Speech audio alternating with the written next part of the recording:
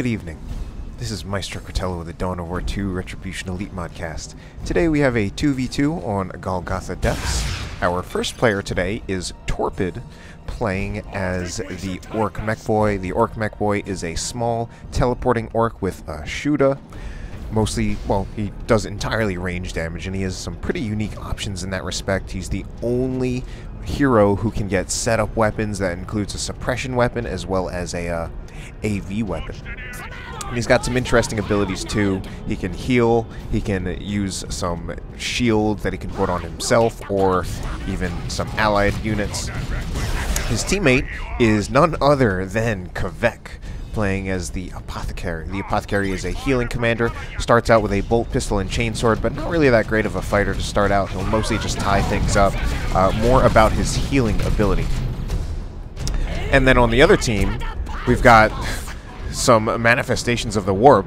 We've got Lomors playing as Sindri, Trollface, Chaos Sorcerer. The Sorcerer is a spell-casting hero, has some long-range spells for damage and disabling and manipulation. And his teammate is Farzo, playing as Sindri's clone. So we've got Team Double Sorcerer. Alright, we got Torpid rushing in a little bit with his orcs. He doesn't yet have any big shooter upgrades. I wonder what he's waiting for. He doesn't have many resources, so we're already still very early into the game, or he's chosen to invest his resources into something else. He doesn't really seem to have any upgrades going. Maybe he's the one who put down the generators. Nope. Alright, now he put down a generator. So not even a whole lot going on here, in part because we have no shooter knobs yet to detect these infiltrated things from Chaos. And there we go, shooter knob upgrades right there, and all of a sudden these Chaos Space Marines are revealed, and they just start forcing melee. Torpid's going to try to move his Sluggers to intercept the Chaos Space Marines, but then of course Farzo over here is going to have his Sluggers his Heretics intercept the Sluggers, and the Heretics are going to win that fight. And overall, this is looking like a winning engagement for Farzo right here. He's got all the winning matchups. The Heretics are fighting the Sluggers, while the Chaos Space Marines and the Sorcerer are meleeing the Shooter Boys. And we got pretty much a full retreat from Torpid right here, losing a lot of models, actually coming pretty close to losing squads. And Farzo ends up winning that engagement pretty decisively. Both of our Chaos players have gone for double Heretics and a single Chaos Space Marine, which is, I feel, probably the most common Chaos build overall. And out of potential starting builds for the Sorcerer, I would say, or out of potential Chaos builds, oh my god, grenade goes in. Oh, that's Purification Vials. I think that would have been more dangerous if it were a regular grenade. But I feel out of the potential starting builds for the Sorcerer, I think this is the best starting build for the Sorcerer.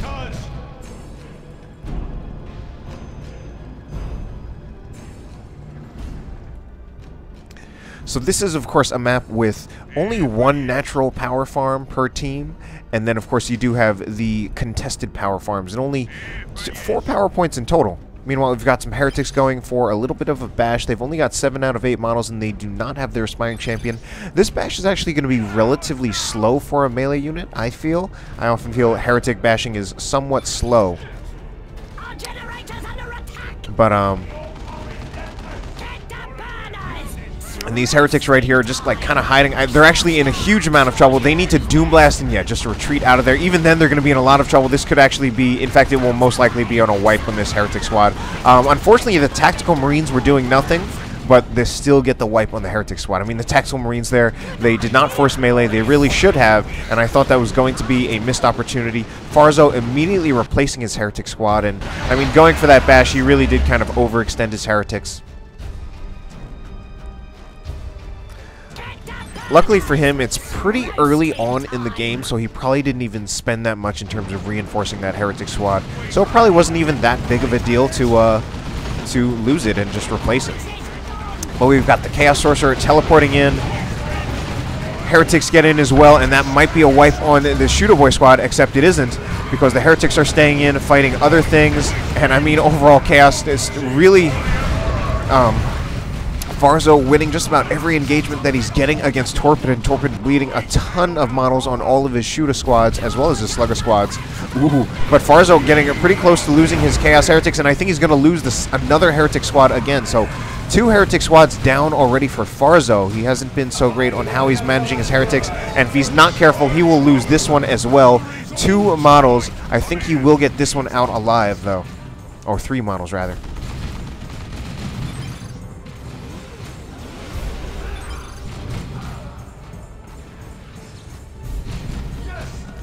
Now, Lomors is actually going for another heretic squad. They just got heretics on Overwatch or something. Or not really, because they obviously have a lot of requisition. Lomors probably did have heretics on Overwatch and then he canceled it. Or maybe not. I really have no idea. Alright, triple cap going to go to the blue team, in spite of all the struggles they've had. Well, I say struggles they've had, but I mean, Torpid's managed to at least preserve his entire squads, whereas Farzo has managed to lose 2 heretics already. And the blue team has still had the advantage in VPs. I mean, they've still got 500 real VPs in the bank. They've got the double cap, and they were going to go for the triple cap, but instead Torpid decided to prioritize decapping and even capping this requisition point. Meanwhile, over here, we've got some chaos going on. Ooh, purification vials going in. That's going to be pretty devastating to the heretics, and this is Lomors over here. He's going to need to be very, very careful. Yes, he's going to need to be very careful about his heretics getting hit by purification vials. With only 80 health per model, they will lose models very, very quickly with those purification vials active. Now, he also needs to be careful about his Sorcerer. He's getting him in a dangerous position. Yeah, I was going to say, I think you should teleport him out of there and then just retreat. Alright, I don't think the way Farzo is positioned himself right now is not so great. He's actually, I was going to say, probably going to lose the Sorcerer, but Torpid kind of gave up the chase, and I think he could have taken out the Sorcerer, and not that it would have been that big of a deal for Farzo. He already would have been pretty close to his base, and it would be a relatively easy revive for Lomors. But we have, let's see, oh, we've got a double slugger and double shooter build from Torpid. I actually kind of like that. However, he has invested power in all of those squads, so definitely one of the advantage of going for a build where you get 2 of both of the basic units is that you can make a build that's relatively cheap on power. Torpid has actually invested a bit of power since he's got big shooters on both of his shooter squads. He's got a knob on one, and then he's got burners on both, which seems kind of surprising. I feel like that's not entirely necessary, but, I mean, he just wants to do it. Anyway, we've seen a lot of building usage as well. Right now we've got heretics in the building, but they're melee heretics, and I actually feel those melee heretics, they're tanking shooter fire, and with all that shooter fire, they are losing models. I mean, we can see heretic models flying out of the building, and the heretics are just going to get wiped, so we see another... So this is Farzo losing another heretic squad. Unfortunately, that was very unwise, just leaving those heretics in the building like that. I mean, the damage resistance you get from putting your squads in buildings is huge. But we still had a huge amount of DPS going in from double shooters, and those heretics were not tough, and they also were not fighting back because they were melee heretics in a building. Alright, this Havoc is going to need to go. It's immediately going to get jumped, and then there's just a million other things here. Yeah, I mean, Lomors and Farzo are actually really getting pushed back a lot. I mean, if we notice, the VPs right now, it's now 500 to 240. Lomors and Farzo have not managed to tick away a single real VP, which means they've not had any more than a single cap all game, and they're about to get generator bashed. I think this should be the entire power farm destroyed. They just need to focus more of their units to destroying the power farm, but this really should be the entire power farm destroyed. Sluggers going in, just using their burners in range stance to destroy the generators. Even the assault space marines are going. If anything, I think ooh, but we got some bloodletters teleporting in, and the positioning that the blue team had really made it so that pretty much all of their squads right here were going to get countered by the bloodletters, and they just run out of there. Oh man! In fact, we just have suddenly bloodletters, and this is actually killing the blue team. Suddenly bloodletters, because we've got bloodletters from both players. Bloodletters are such a good unit. They've really kind of fallen out of favor in Elite Mod because of the fact that they were changed from heavy melee to power melee, and in my opinion that is a nerf, because I think it kind of shows by how they've fallen out of favor. They can be sometimes a risky purchase if you're spending that requisition and power to get bloodletters when you might need something to react to a vehicle, and bloodletters no longer really help you react to a vehicle, whereas before they were ridiculous against vehicles. That being said, they are still an extremely good unit. They have been buffed in the sense that they now have an extra 200 health. Why did that even happen? An extra 200 health. They still have heretic worship support, although that part is not quite as strong.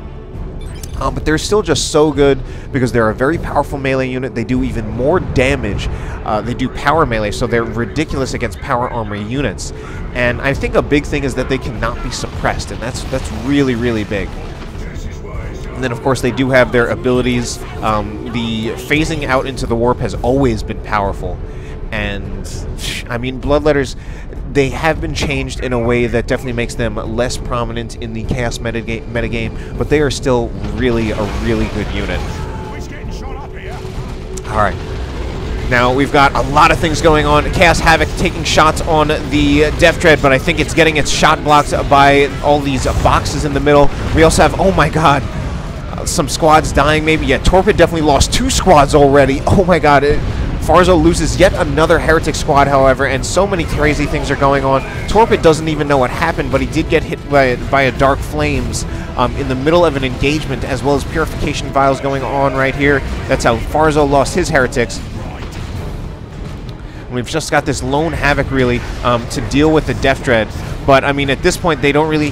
The blue team doesn't really have things to tie it up. The Havoc is taking shots at the Death Dread. Death Dread now in a little bit of trouble. If anything, I think the Sorcerer should have kept chasing the Death Dread so that it could be in a position where it could use the Warp Global to teleport the Havoc even farther ahead to continue chasing the Havoc, to continue chasing the Death Dread and take it out. But I mean, the red team really answering back. They've pretty much won every single engagement since Tier 2.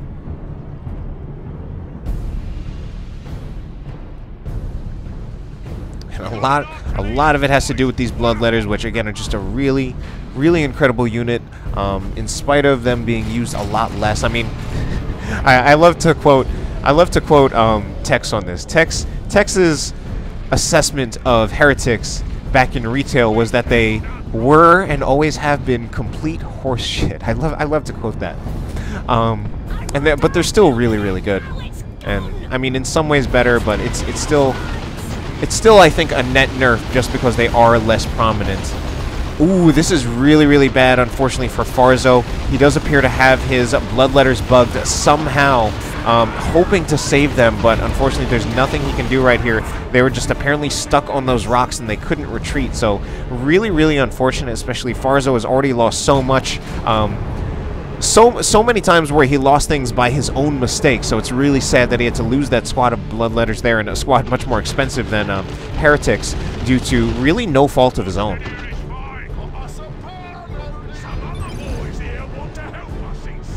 But we see Kvek and Torpid talking a lot. I haven't heard a single word out of Lomors and Farzo. Ooh, we've got the Havoc in the building right now, but we do have a Weird Boy. The Weird Boy will act as anti-garrison, just going to take some shots on that. And I mean, the Weird Boy is not even necessarily going to care about that.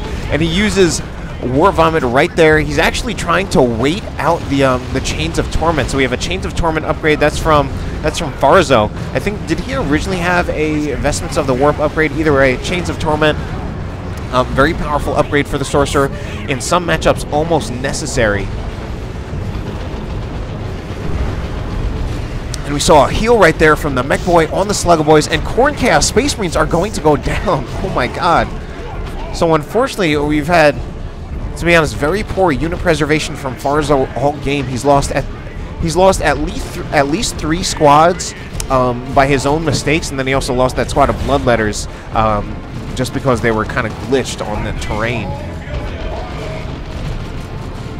So Heretic or Havoc squad still right here in the building, and we've suddenly got large armies from a lot of the players. Purification Vials definitely going to go into this building right here, or the Apothecary is just going to try to melee. And I think he actually just, that was interesting. I think he just kind of what is Kvek doing? I think he just kind of scared Farzo out of the building just by running up the Apothecary.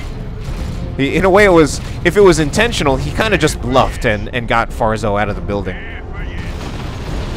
We're playing poker now, bluffing. Alright, missile going into this Death Dread. I think the Death Dread should be able to not die, especially if it can get some repairs, but it actually appears to be pretty isolated. However, the Plague Marines are taking a huge amount of damage. Now they're moving closer, and they do have to retreat. I was going to say, if they move closer, they'll be in melee range of the Death Dread, and then they'll certainly lose. But we got some Bloodletters just kind of standing around right here. I think a blue team now managing to reassert themselves and wiped another Heretic squad, so Heretics have been dying left and right in this game.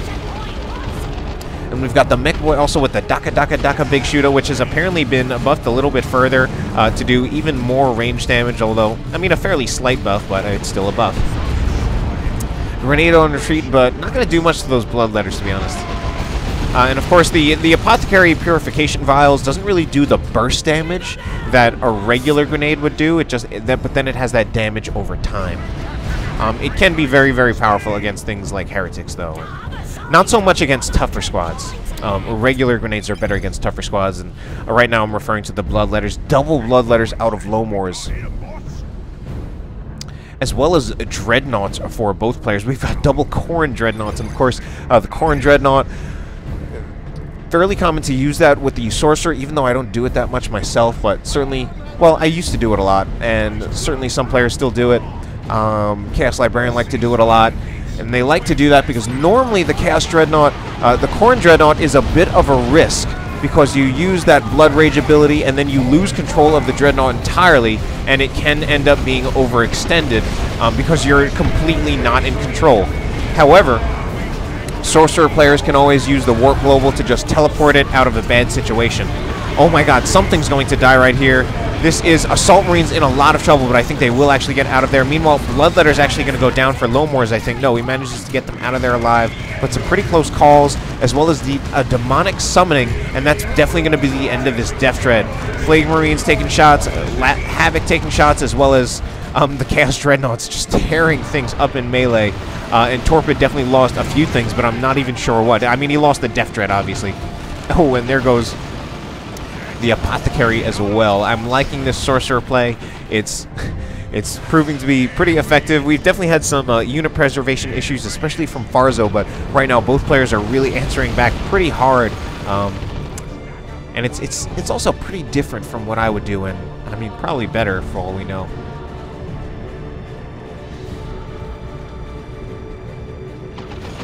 Oh man, Bloodletters, so good. And the Khorne Dreadnoughts definitely did some work as well.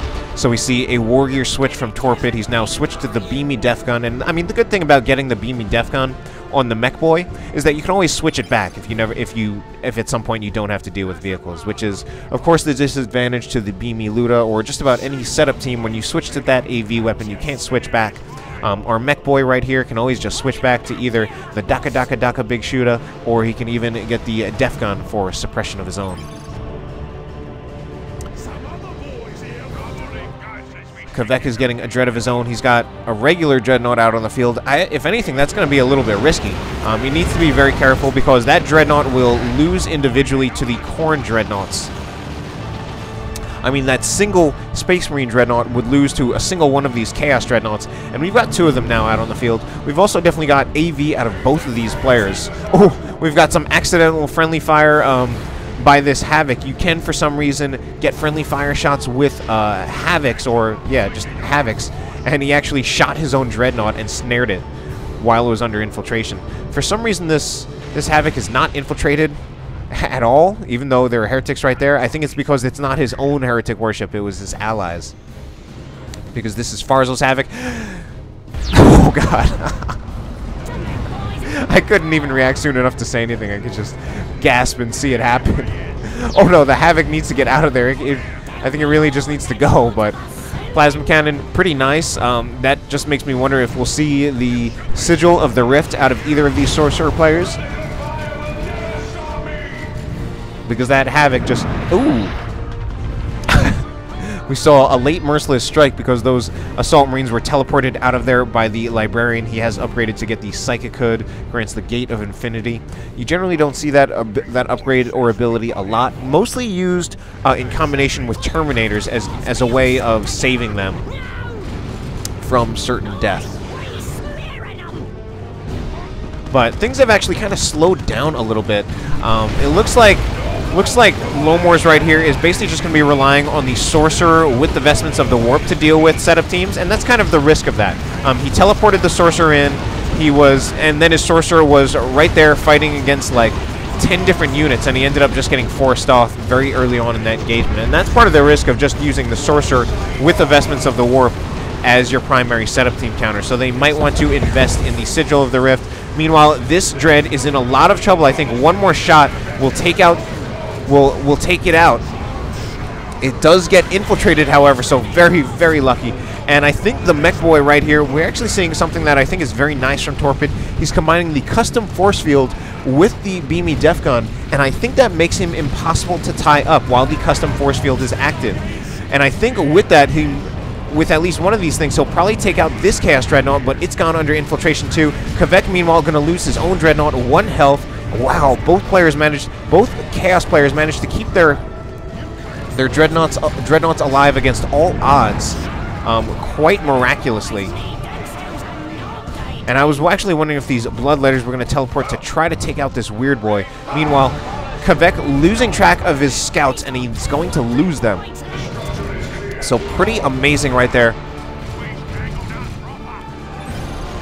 But I still like that warrior combination, brilliant warrior combination from Torpid to get the custom force field, which makes the mech repel ranged melee attacks. Literally, melee units or any unit that tries to melee the Mekboy will literally just bounce off of him. So I think that just makes him impossible to tie up, which I think is great for dealing for combining with the beamy def gun, since he can't get tied up, and that means he will just be able to shoot even when melee units try to tie him up. That being said, although it's a good idea, so far it hasn't really worked out. Both of these Dreads got out of there alive. He was literally shooting at both of those Dreads. We see another Dark Flames used as a mini nuke, and I've often said that I don't particularly like that. There have been times in this game when it did very well for them. That time earlier when Torpid lost like 2 squads. However, this time it didn't actually do that much for the Sorcerers. A lot of things happening. We do have some subjugated Slugger Boys. Ooh, and a Warp Vomit in combination with a Rock's going to wipe another squad of Khorne Chaos Space Marines, maybe. Yes, it does, in fact, wipe Lomors' squad of Khorne Chaos Space Marines. No, actually it doesn't. Just kidding. One model managed to get out of there with 11 hit points. Bloodletters teleport in again to try to deal with these Shooter Boys, and I mean, that's a good time to teleport in those Bloodletters since Warp Vomit was definitely on cooldown. And we do have a Mekboy down. We now have a regular Beamy Luda as well, just deciding that he really needs something extra to help deal with those Dreadnoughts, since they have not managed to be taken out yet. Purification Vials go in again, but those Purification Vials haven't really been that strong lately. At this point, you know, I actually think Kvek would benefit from a War Gear switch. I think he would benefit from switching out to the Purification Rites. I think that would help him against the Bloodletters. Just whenever they teleport in, probably won't be enough to entirely stop them, but it would slow them down. Apothecary going for a revive on the Mekboy. I was going to say both blue team heroes level 4. The Apothecary right now, though, I can't target him properly for some reason, but I feel like he should have leveled to 5, but I still can't target him for whatever reason because he's in the Chains of Torment and I can't target him. Alright, he's level 5 right now. Sorcerers, we've got a level 7 Sorcerer as well as a level 3 Sorcerer. The level 3 Sorcerer, or the level 7 Sorcerer, probably that level because he has the Sword of Flame, making him a lot more killy. But red team now in a little bit of trouble. Double cap against them. I think they will at least manage to get the VP right now. They need to actually capture the point. They need to do that. They don't have much time. Beamy Luda gets wiped for Torpid.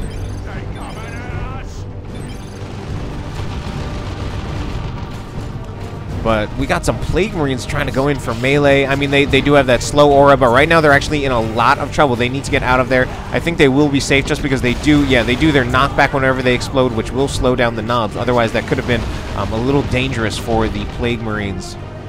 Definitely getting overextended right there. And those Plague Marine models are pretty expensive. I always say they're pretty expensive for how little they do. Because you reinforce those Plague Marine models, and those individual models really don't do much. Good idea. Yes, Another bit of a lull in the action, but the blue team, or rather, the blue team is about to pincer attack the red team because we've got Kvek approaching on one side. Torpid a little bit slow, I think, however, because this means Kvek is going to get pushed back and probably going to try to retreat. Kvek, I think, is going to lose the Apothecary, trying to support, I think, with the Apothecary heal over time of armor. But, well, Kvek is getting hit hard. He's going to lose tax, but I think this could also, this positioning from Torpid might finally help them out. Kvek's still in a lot of trouble, and the Robes of Torment really did a lot to slow Torpid down, as well as the Tome of Subjugation. So that overall still definitely went in, I would say, still went in favor of the red team in terms of winning the engagement, but the blue team is in the better positioning of being able to capture the VPs. I feel like they should start the capture, really put that pressure on the red team, since the red team can't afford to give up too many VPs. I think they could have possibly gotten the capture off on the point in the time that they were waiting right there. There was just a lot of time where I was staring at that middle VP when I feel they could have gotten the point.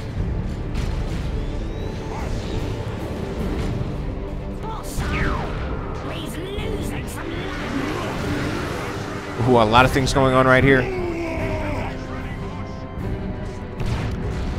We've got a Terminator call in, and I wonder if these, I'm guessing we might see some lightning claws in these Terminators. Certainly it can still be good to keep them as